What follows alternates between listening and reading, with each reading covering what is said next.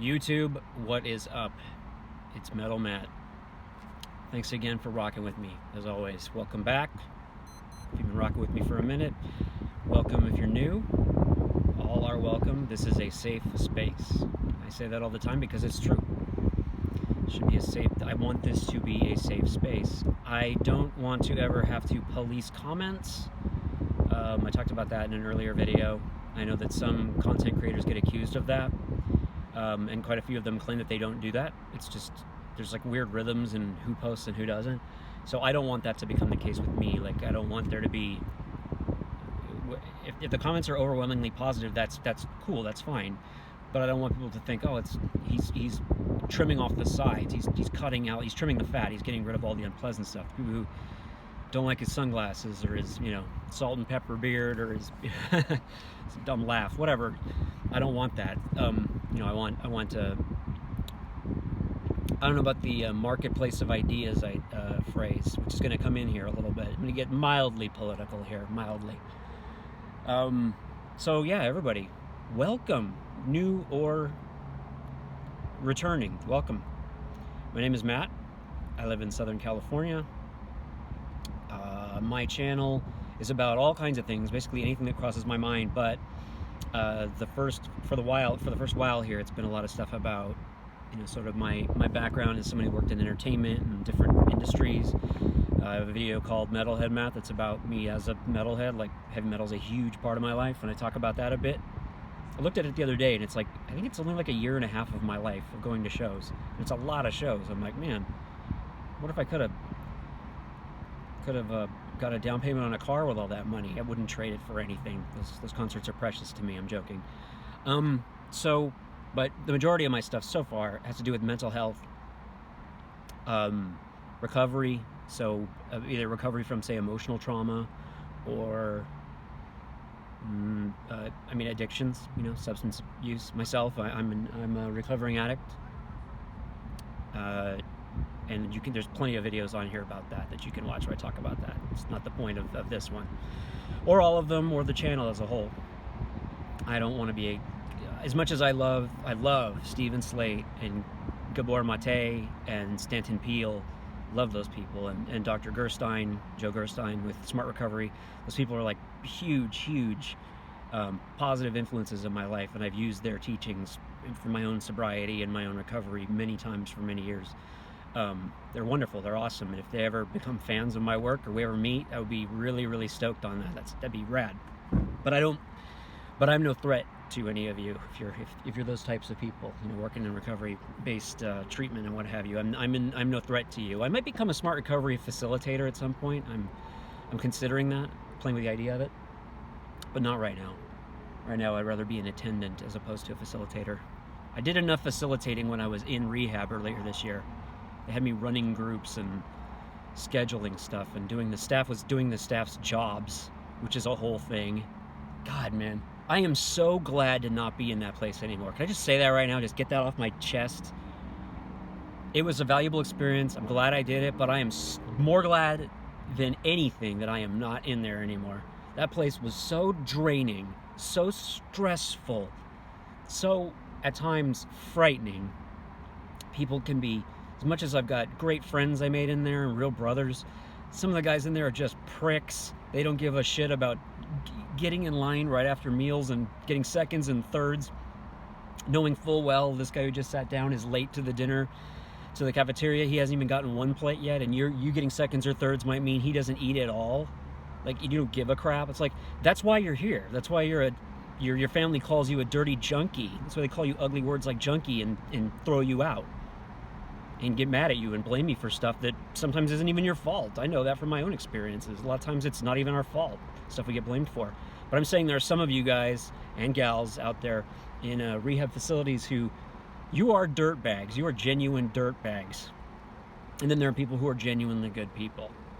People that I would take a bullet for. There's a couple guys, we've said that to each other. I'd take a bullet for you, and I'd take one for you, Matt. Amazing people. I mean, the whole breadth of humanity, the whole spectrum of human personality types and experiences you will find in a facility like that. But I just wanted to get that out, just put that out there, because I don't think I've said that on video yet, on camera yet. I am so glad I'm not in rehab anymore. It was really, really hard. It's just, man, the weird dreams I had, and I wear contact lenses, and like, I didn't have any, I had only like 1.5 pairs with me. I wear the disposable kind, right? I hadn't gotten them refilled, and then COVID hit, so when I got out, it was hard to get refills then too. But my point is, if I lost a contact lens while I was in there, I was screwed. You don't understand. Like, my prescription is high. I am blind as a fucking bat.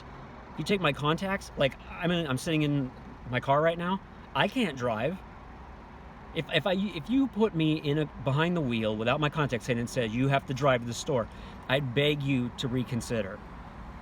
You'd basically be sentencing some poor animal or child or man or woman to getting run over by me. Like, that's how blind I am. That got dark really quick, sorry. But point is, I had this one, like 1.5 pairs. I had one pair, and then I had a half of another pair where one of the lenses was good and the other one was not. It was like torn. So it's like one of those, like, I'll put it in if I absolutely have to, but it's going to turn my eye bloodshot instantaneously kind of a thing. Those of you who wear contacts know what I'm talking about. You have that emergency pair that you really wish you had, maybe you had something better than that, or, God forbid, glasses. But it was really scary because it's just, like, if these tear, like, I almost lost a lens down the drain one day as I was putting them in the morning. My heartbeat went from whatever my resting is, right, 85 to like 150, like bang, like that, like instantaneously. Because like, oh my God, I just lost my vision, half of my vision. I am screwed. But I found it. It was on the lip of the drain. And the thing in the place I was at, I don't know if this is true in all rehabs, but they modified the building. So the building I was in, it used to be when we were in it, there were a convalescent home. I don't remember if it was specifically elderly people. I think it was, because some of that's right, a lot of the showers and stuff had rails, so people who are infirm or invalid or what have you, whatever the term is. I don't mean to be offensive, I can't think of what the proper term is, but convalescent patients, basically. There's a lot of stuff like that in this particular rehab I was in. It was a what do you call it? I always draw a blank on camera for like one specific word in every single video. Not transformed, transplanted. You guys all know the word and I can't think of it right now. That is insane. Isn't that nuts? Converted. Thank you. Not transverted, not, what am I, fuck? Converted. It was converted from a convalescent home to a rehabilitation facility. So here we are again, my lovelies. Boys and girls, and everyone in between. All are welcome. So the topic here. Empathy is on the ropes. Empathy is maybe on the slab, close to on the slab. Empathy's in real bad shape right now. Around the world, it's in bad shape. I've had these videos a couple times recently about narcissism and how I deal with that in my own life. I have quite a few narcissists, like a lot. And then here's the thing you can do for fun, or you might just depress yourself. So maybe you don't do it, but if you type narcissism into the search bar on YouTube, you will get literally thousands, not tens, not dozens, not hundreds, thousands of videos about how to deal with narcissistic lovers, partners, kids, parents, siblings, yourself. One guy, Richard Grannon, who I'm a big fan of, I recommend him. He's like a sort of a life coach, but one of his specialties is NPD and BPD, narcissistic personality disorder and borderline personality disorder. He does a lot of videos on that stuff. He was talking in a thing just the other day, a brand new piece where he was guesting on someone's podcast. Like a lot of people these days, who stream or do videos like this, we're all kind of, helping each other out. I don't think it'll be long before I'm guesting other people's channels just to give them somebody to talk to and vice versa. It just seems to be the thing right now. With the second wave of the quarantine, everybody's just like, what, screw it. Let's all just collaborate. Why not? Big hug fest. But he was on this guy who had very few subscribers, pretty small channel, but he'd been on there before and he was on there again, and they were talking about, he used the phrase, he said that narcissism is like and I don't like to use this term, I'm going to use it because he used it, because I'm kind of fed up with just zombie everything, like the Walking Dead show and all the zombie movies, and how it's a metaphor for consumerism or racism. That's fine. It's all those things. Rest in peace, George Romero. But I don't care about that stuff. With that, like, I've got my own metaphors for that I read and write. But he said, you know, this is like, we're having like the zombie apocalypse of narcissism. You know, you go outside and the people around you, you don't know who the quote unquote, you know, undead are. If the lady next to you is empathetic and compassionate, or cold as ice and she wouldn't give a crap if you fell over with a broken ankle right now. And I mean, I added that last part, but before that was what Richard Grannon and this young man were talking about, how you just don't know right now. You go outside and it's a you know, this is such a bad analogy. It's trail mix, right? It's like, it's either some granola, a raisin, maybe a random M&M that's in there, candy, not the wrapper. No, the wrapper. One of his fingers is in your granola. But yeah, it's like, you don't know. You just don't know. Like, how many people around you may not care at all to know that you just buried one of your parents, or you just got some bad news from the oncologist.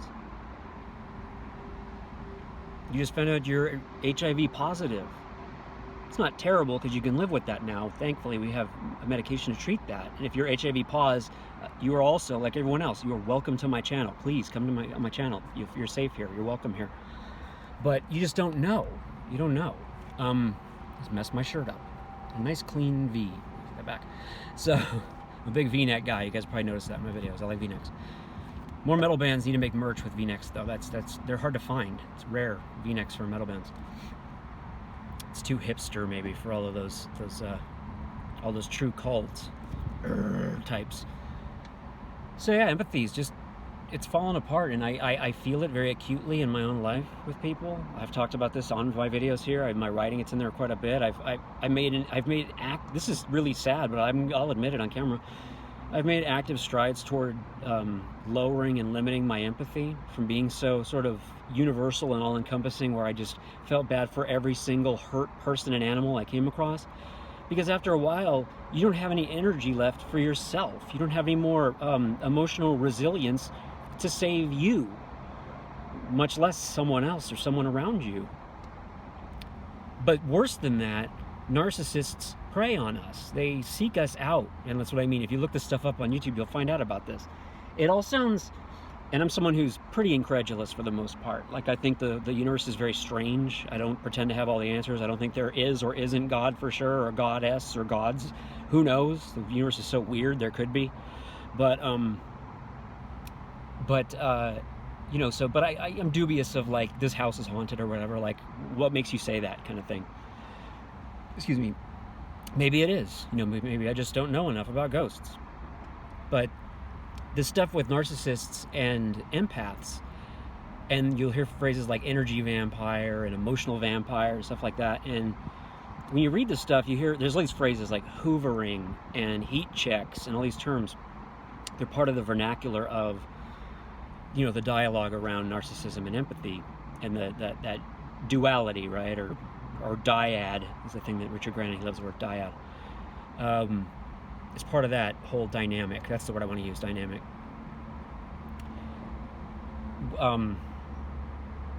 So they seek us out like empaths. We are the prey of the narcissist because we care if they're having a bad day, or they're down, or they didn't get that promotion at work, or they're, you know, the kid's not doing so great at school. They're not doing so great at school, you know. They know that we care about that. A little sip here. My famous prop, on-camera prop, my iced coffee. But yeah, they see that we will, there's actually a term for this, it's called narcissistic supply, which sounds so malevolent, doesn't it? It just sounds evil. And if you've been on the receiving end of a narcissist, the word evil becomes part of your spoken vocabulary much too easily. I had two in my life up until very recently. Not one, but two. And they both bled me, not dry, but close to it a few times. But societally, narcissism's become extremely common. And Richard Grannon was talking about this on another podcast I watched him on with another content creator. They're having a conversation over, Google Hangout or Skype or whatever in the quarantine. And they were talking about how, like our celebrities, we worship people who are clearly very narcissistic themselves. I don't need to say any names because I know you're an intelligent person. You're watching this. You're bright. You got a flood of names in your head right now that I invite you. Hey, yell them at your screen. 1, 2, 3. Feels good, huh? Get it out of your system. I know. Sometimes you just got to shout. But, I mean, so many of the famous and wealthy and beautiful people we look up to in the year 2020 are so narcissistic, are so egotistical. It's crazy, it's one of those things, too, like the movie They Live, that John Carpenter movie with Roddy Piper. We put on the glasses and you can see what everything is, right? Is it consume, eat, sleep, fuck, die, work, breed, It's like that. Once you notice how prevalent narcissism is, you can't stop seeing it. I was going to say unsee it, but I don't think that's powerful enough. It's because it's a continuous thing. It becomes an active sort of reaction to the world around you. You're like, God, is there anywhere I can go where there aren't just a ton of narcissists? Like, can I just go to Starbucks for half of an hour and read a few chapters of Pride and Prejudice or Da Vinci Code or Simulation and Simulacra? It's the way around, right? Simulacra and Simulation. Baudrillard. Come on, guys, in the comments. Come on, my philosophy homies, jump in there. Come on, correct me. I keep screwing these up. I got what's his name? The social contract guy, Rousseau. I almost blew that one a couple of videos ago. I'm surprised nobody yelled at me for that. Because I don't want to spread misinformation ever. I grew up on a steady diet of misinformation all around me. I had some good teachers as a kid. I had some really crappy ones too. Were wrong all the time. Like I'd have the book open in front of me and I'd be like, sorry, excuse me, teacher, but what you just said is exactly the opposite of what it says in the textbook you told us to open today. You can imagine how much that teacher was just loving little Matt. Yeah, principal's office, write your name on the chalkboard, all that stuff. You think you're so smart, kid? I'll show you smart, all that stuff. So, yeah, pretty crazy. I don't know if I have much more to say on this particular topic for this video. I give it to you, audience, my dear audience, chime in, get in the comments, discuss this, talk about it with your friends, get the dialogue going. But I imagine I will attract a lot of empaths. I have in my life, narcissists and empaths. That's the cool thing. For every narcissist, which is bad, I attract like 2 or 3 empaths, which is great. So there's more. I've got more. I'm gonna try to do a nerdy thing so I can show you guys how cool I pretend to be. I've got more Avengers than Hydra agents. Did I get that right? Did I nerd correctly? Gosh, I hope so. I've got more positive people in my life than negative recently in the last few years. Gotten better, more fine-tuned with my personal, sort of emotional radar, So that's good. It's great. That's how it should be. That's how it should be. But it's a constant thing. And right now with the election ramping up, this dearth, this vast lack of empathy is on full display. I know I talked about a peacock's tail before, and it had to do with existential dread and attractiveness to partners and sexuality and all this kind of stuff. But I'm using it in a different way right now. I'm using existential dread right now, or rather, back that up. Peacock's tail to mean that the peacock, the narcissistic, possibly sociopathic or psychopathic peacocks all have their tails just flared all the way open right now. And the whole rainbow of selfish, greedy, self-aggrandizing, delusional, cruel behavior and thought is on display. They're strutting around convention floors, just both sides of the aisle. I'm not talking about one particular party or part of the politics. I'm talking about everybody in these conventions walking around just flashing their tails at each other. Oh, look, Got a couple of colors of feathers that I've got. I wonder if I should team up with him or try to take advantage of him. I've learned a lot about narcissists, and that's how they think. They think very, like, one of the things, this is the note I'll leave on for you guys, a note of hope. For any of you out there who are maybe like I was, say, a year ago, where you're like, God, I keep attracting narcissists, and it's really, really hard to live like this, right? I'm bummed out. I feel beat up. Like, is it ever going to stop? Am I ever going to catch a break? This is a truism that is universal and lovely and hilarious for very dark reasons. And I'm giving it to you as a gift because you guys, my audience, are awesome and I truly appreciate you. So here's something you can keep in your back pocket in case you need it. For all the grandiosity a narcissist will try to project or portray, they're incredibly hollow. So narcissism comes from a place of eternally wounded ego. They, at some point in their lives, and this is where I have to step lightly because it'll sound like I'm victim blaming, and I don't mean to do that, but from what's understood, narcissism is thought to come from people having a traumatic experience or experiences when they were very small and where they didn't have the coping skills yet to say, you know, not everybody's going to be like this terrible person. Not every experience is going to be as bad as this one was. It'll get better. I'll get stronger. I'll have more agency. I'll have the ability to run away or hide or stay and fight and defend myself. They don't have that yet. They're defenseless. The problem is that causes severe, almost existential terror in them. Almost, no, that's not even the word I want to use. I know the word. It's oh God, no, not again, not two in one video, Matt. Here's the word. Primordial. Like ancient evolutionary fear is triggered in them. And they freak out. And this giant cluster of scar tissue forms in their emotional cortex. And so for the rest of their life, they go around pretending they've got it together and they know exactly what they're doing. And boy, are you lucky they're hanging out with you because they got it going on and they're just the best. They're just amazing. When it's actually the opposite. They feel like shit and they really like you and you make them feel less like shit. And instead of, in a healthy way, appreciating that you appreciate them or you add to them in some positive, healthy way, they try to suck the goodness out of you and keep it for themselves. Hence the term vampire coming up so much in literature on fighting narcissism, because it's an apt metaphor. It's absolutely beaten to death, beaten to undeath maybe, but it's you know, it's a thing. It's a thing. It's a real thing. And it ends, sadly, a trigger warning, maybe I didn't mean for this to have anything like that, but I've been reading about how many people have taken their lives because of the severe damage inflicted on them by narcissists. Like they, you know, oops, sorry. Oh, earthquake. Some people, it's not that they can't take it. They're perfectly capable, smart, intelligent, strong people, but narcissists can be so relentless, so unforgiving, so ceaseless.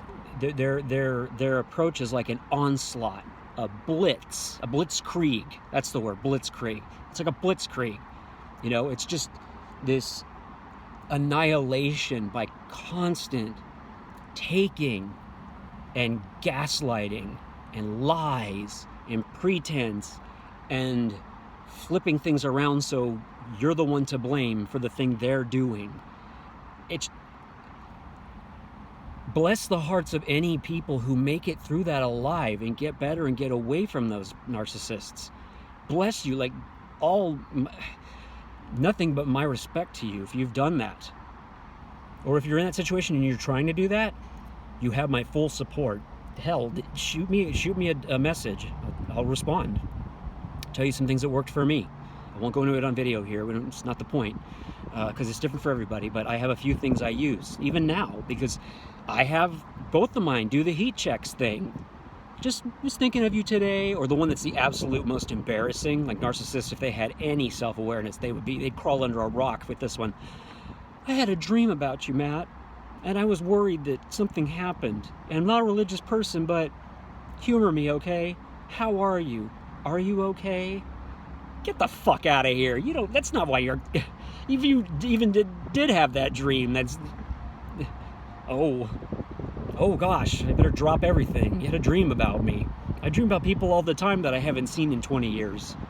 Do I try to find them in yellowpages.com or hire a private detective to search them down? No. And sometimes they aren't okay. I'm on an alumni site on Facebook for my graduating year of high school, and we're in double digits now. How many of us have passed away young of accidents, and a couple people have really, really rare illnesses. One girl died of some horrible autoimmune disease, but you know, she never lived to see her like 42nd birthday. That sucks. See my empathy coming out. You're watching it in real time on camera, but I'm naturally very strongly empathic and empathetic. So yeah, you guys, my fellow empaths out there, protect yourselves, but try not to lose your humanity in the process, or you might end up like I was years ago, and I'm fighting to heal from being now, trying to let my empathy come out more naturally. Don't hoard it so much, you know, out of fear of being manipulated or used, because I have been manipulated and used, like a lot, and I'm tired of it, and you can only take so much. And that's why I was saying, the fact that we've lost people who just couldn't take it anymore and sadly took their lives, I hate to say it, but I understand. It gets to a point where you just can't fight anymore. Like, what do these people want from me? They won't get off of me. They're standing on my chest. I can't raise my ribs to get air into my lungs to breathe because they're standing on me, and any breath I do have, they're sucking it out of my mouth, like that movie Cat's Eye, right, where it's like trying to drink the little kid's soul or whatever. I haven't seen it in a long time, but you know, it's like that old wives' tale about kittens, you know, killing newborn babies, right? It's like a European folk tale. It's like that. It's like they're trying to kill you, like whether or not they're aware of it. Narcissists are okay with destroying people if it makes them feel better. And guess what? That's not okay. Take care of yourselves. Thanks for rocking with me. See you soon, guys.